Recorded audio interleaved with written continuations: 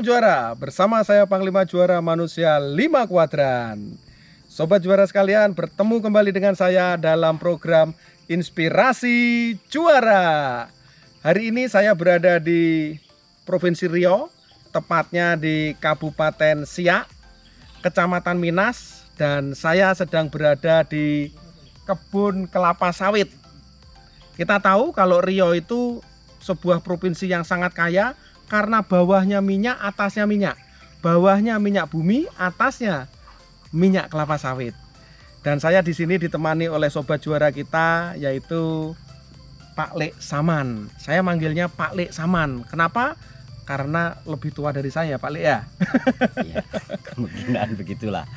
Pak Lek, bisa diceritakan Pak Lek, kenapa Pak Lek kok bisa sampai menjadi petani kelapa sawit? Ya gimana Pak, namanya kita dulu itu orang susah. Jadi pada masih zaman Pak Soeharto dulu toh Pak, Ya, ada program itu transmigrasi. ya. Jadi pada waktu tahun angkatan 92 dulu kita itu ada program transmigrasi, toh kita mengikuti program itu sehingga kita dapat lahan sebuah sawit. Ini tran umum dulunya Pak. Jadi tran umum itu kita cuma disediakan lahan, namun sawit itu ya kita itu mengerjakan sendiri itu Pak. Suruh nanam sendiri? Iya. Dulu bentuknya udah kebun seperti ini atau masih hutan? Kalau dulu bentuknya masih hutan ini Pak. Masih hutan? Iya. Tebang-tebangin? Tebang sendiri Pak, iya. Masya Allah. Nah, Pak Lek Saman, berarti kan kalau dari ceritanya itu sudah berapa tahun ngurusin kebun sawit ini? Kalau mulai berkecimpung di kebun sawit ini ya mulai dari tahun 95 itulah Pak, kita udah belajar menanam sawit ini Pak. Menanam sawit ya. Menanam sawit. Jadi kalau 95 sampai sekarang kira-kira udah hampir sekitar 34 tahun. Iya benar. Luar biasa sekali. Nah, Pak Lek Saman, saya kan sebagai orang yang selama ini hidup di Jakarta kan nggak pernah tahu nih. Taunya hanya minyak goreng. Sawit itu jadi minyak goreng. Selain jadi minyak goreng sebagai campuran diesel gitu kan. Benar. Tapi saya nggak pernah tahu sawit itu seperti apa sih pertumbuhannya. Pak Lek mungkin bisa ceritain ke sobat juara sekalian seperti apa pertumbuhan dari sawit, mulai dari hutan itu dibuka sampai kemudian dia siap tanam dan kemudian siap dipanen. Kalau dulu ini Pak gini ceritanya Pak, orang kita pun juga dari pemerintahan itu tidak menyediakan pembibitan ya Pak ya. Jadi kita dulu ada itu sebagian kawan itu yang menjual kecambah. Sambil kita itu menyediakan lahan yang mau kita buka, kita juga terus membuat pembibitan itu Pak. Ya. Ya begitulah itu bisa kita buka ya, kurang lebih anggaran usia sawit bibit sawit ini nanti 7 bulan.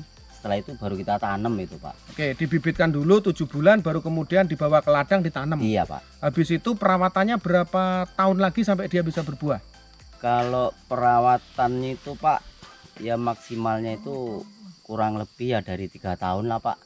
Itu pun ya belum bisa dikatakan normal, tapi sedikit-sedikit udah bisa lah Pak untuk membantu. Untuk panen. Untuk panen. Jadi ya, selama 3 tahun itu puasa, ngeluarin duit terus, tapi baru bisa panennya setelah 3 tahun. Bener Pak, iya.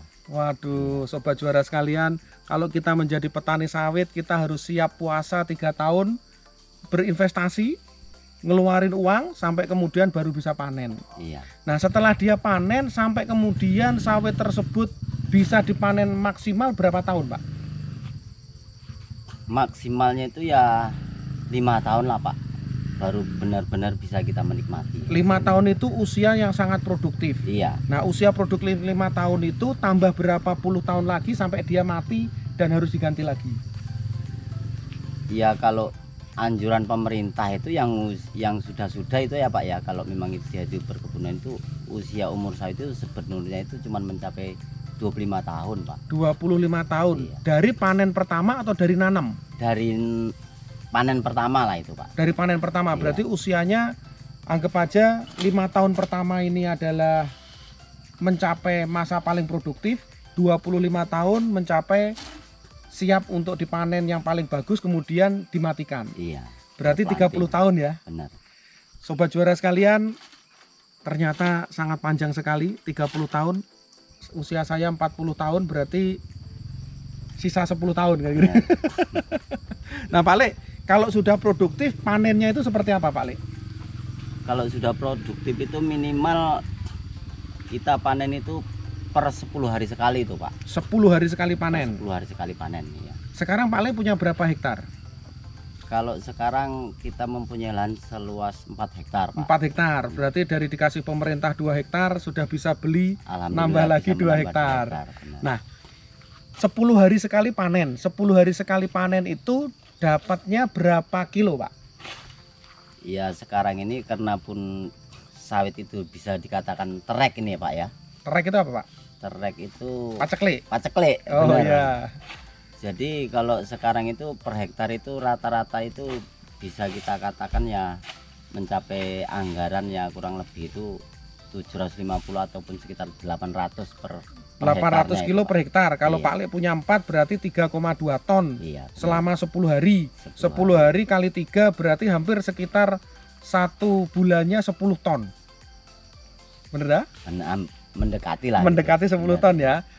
Sekarang harga sawit per kilo berapa Pak Le? Kalau sekarang ini alhamdulillah Pak harga sawit itu memang cukup sangat stabil Pak. Mudah-mudahan dari kepemerintahan itu sangat diperhatikan petani sawit ini Pak. Berapa per kilonya Kalau sekarang? sekarang itu harga jual di pabrik itu Pak mencapai 2.220-an itu Pak. Oke, 2.220.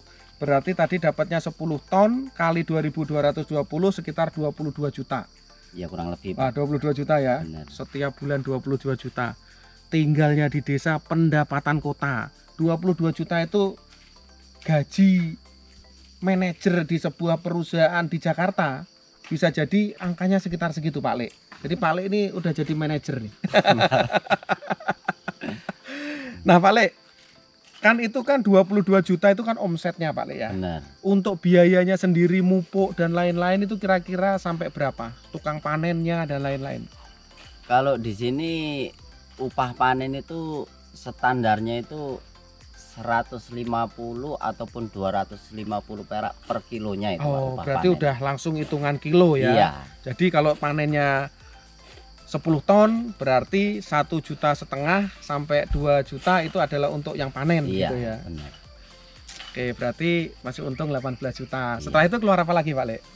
Setelah itu untuk anggaran biaya sawit minimal kita Pupuk. harus menabung toh Pak. Ya. Karena sawit itu minimal itu standarnya itu ya paling bagus itu pemupukan itu kalau bisa ya dalam 1 tahun itu 4 kali Pak pemupukan. 4 Berarti kali per 3 pemupukan. bulan ya.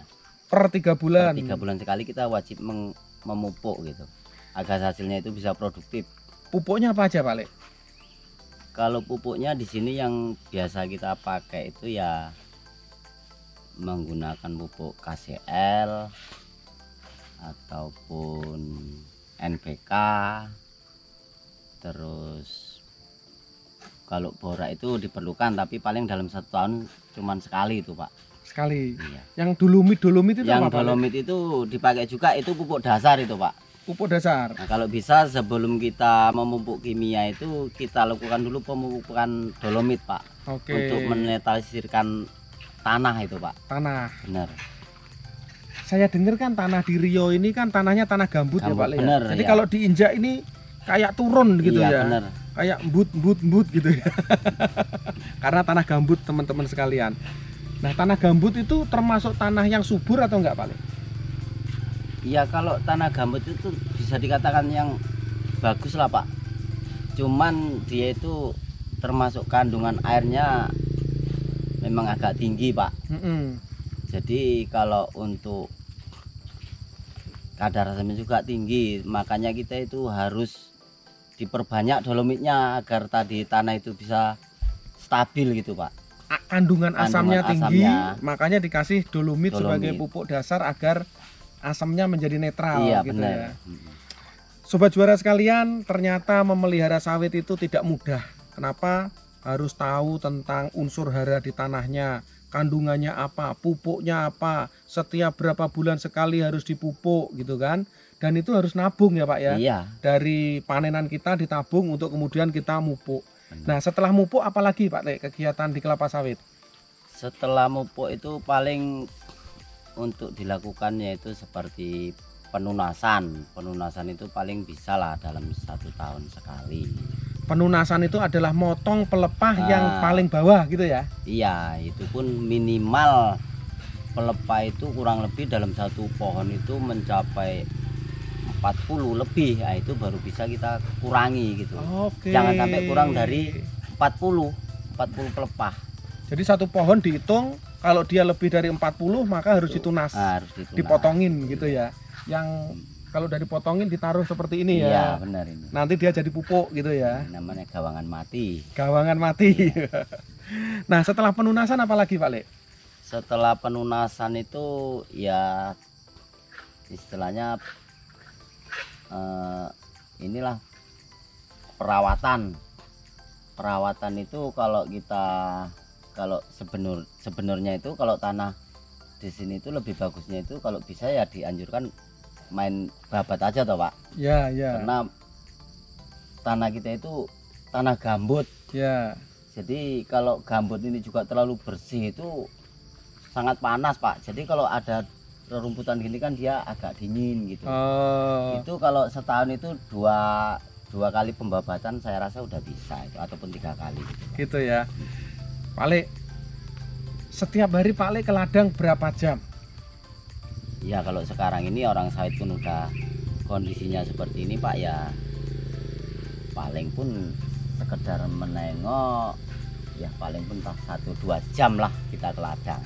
Masya Allah, begitu nikmatnya jadi petani sawit.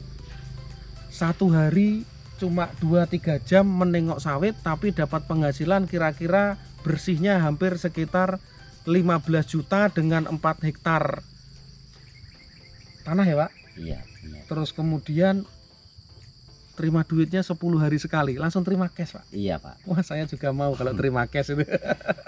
Jadi bener-bener pendapatan kota tapi hidupnya di desa yang mungkin 1 bulan nggak lebih dari 3 juta ya Pak Le ya. Iya.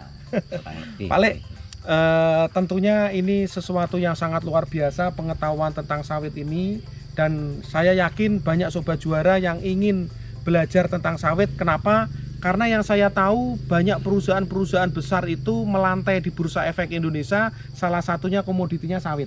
Ada Astra Agro Lestari, ada London Sumatera Plant Station, Sinarmas, masih banyak lagi lah. Banyak. Tapi ternyata di baliknya ada petani-petani sawit yang mereka memiliki 4 hektar, 2 hektar, 10 hektar dan cukup bisa menyejahterakan hidupnya. Iya. Nggak pengen pindah Jakarta Pak Le? Enggak lah. Cukup di desa aja. Saya juga mau Pak Le, kalau punya 100 hektar berarti pendapatannya sudah kali 25 tuh Pak Le. Benar. 15 juta kali 25, udah banyak banget nolnya. Nah, tapi tentu saja teman-teman sekalian, kita perlu tahu kompetensinya, dan Pak Le Saman ini sudah berkompetensi lebih dari 30 tahun karena dia megang sawit dari tahun 95 sampai sekarang ini. Hal yang luar biasa. Terakhir Pak Le, ceritakan suka dukanya sebagai petani sawit itu apa? Dan pesannya kepada sobat juara yang ingin masuk ke perkebunan sawit itu apa Pak Le? Ya suka dukanya itu kalau memang kita itu waktu sebelum memang kita itu rasanya dari nol ini Pak ya, memang kita itu ya memang sangat-sangat benar-benar sakit. Minimal kita itu ya membeli lahan kosong ya harus kita dengan cara membuka sendiri, ya harus kita kerjakan sendiri ya, minimal begitulah Pak.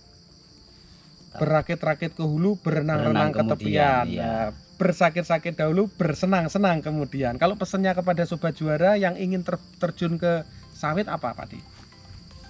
Ya kalau pesan saya yang udah berkecimpung di sawit ini, ya mudah-mudahan kalau saya alami sendiri ya di sawit ini kayaknya lebih banyak menimbulkan ketenangan bagi diri saya sendiri nih Pak ya. Karena kalau di sistem kerjanya itu nggak seperti tiap hari toh Pak. Iya, 3 jam sehari enak iya. banget. Jadi per 10 harinya itu kita itu sekarang udah bisa menikmati hasil itu Pak. Ya. Luar biasa Sobat Juara sekalian, terima kasih Pak Lek Saman atas inspirasi juaranya hari ini. Habis ini saya sama Pak Lek Saman mau panen. Iya. Tadi kan lihat tuh pada pakai apa tuh namanya Pak Lek? Egrek. Egrek. Nanti kita akan panen dan kita akan bisa cerita lebih dalam lagi tentang kebun sawit. Dan Sobat Juara sekalian yang ingin tahu tentang sawit, boleh kontak ke nomor teleponnya Pak Lek nggak? Oh boleh. Berapa Pak Lek nomor teleponnya? 0822 64 58 2551. Nah, nanti jangan lupa Sobat Juara kontak ke Pak Lek untuk belajar sawit. Kalau bisa suruh datang ke sini ya Pak Lek ya. Iya. Kalau belajar jangan lewat telepon, capek Bener. yang ngajari ya. Sobat Juara sekalian, terima kasih atas waktunya dan terima kasih ke Pak Lek atas waktunya. Semoga inspirasi juara kita kali ini akan menjadi inspirasi yang luar biasa dan akhirnya menjadikan kita sebagai seorang pengusaha kebun sawit.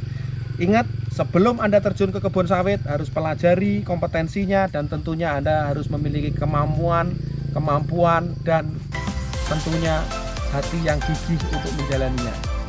Salam juara, juara luar biasa.